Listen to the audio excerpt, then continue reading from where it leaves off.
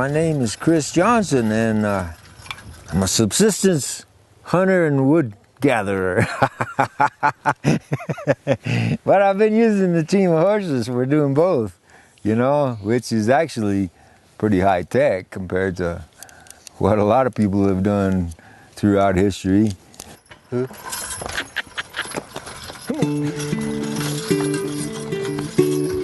This is an old method, and with a team, they give you a lot more pull than one horse. That's a pretty powerful feeling driving them two, you know? Everybody wants to drive a chariot.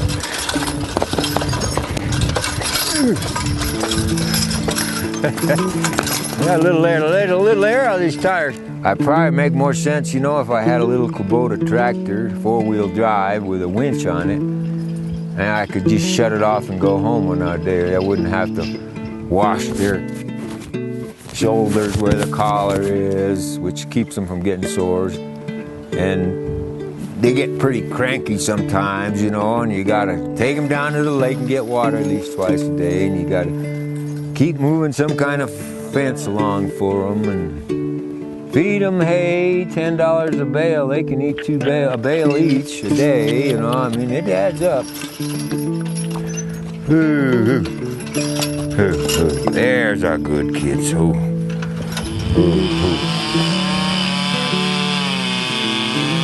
We're trying to clean up the woods of all the deadfall and some of the dead standing wood, and mitigate fire hazard and the beetles. It does help keep the beetles from spreading if we keep that dead wood cleaned up and what's already infested.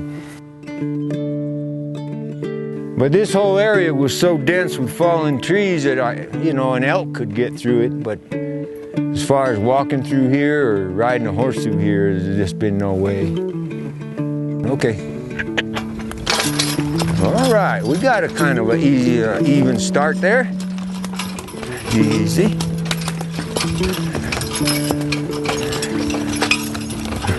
I'm gonna try that big one next. I kind of like these medium-sized draft horses, and Percheron in particular, because they're a fairly decent ride and pack horse.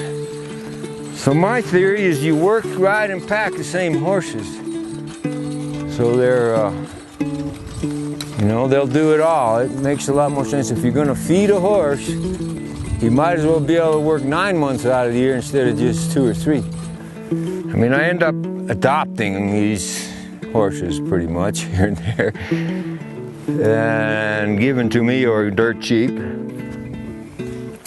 Rocky had some remedial problems. He'd been spooked real bad a few times. Rocky's just a little more ready to go.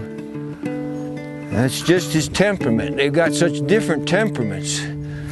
They weigh about exactly the same, and they got exactly the same size feet, but besides being black and white, they're very different. Yeah, good Rocky.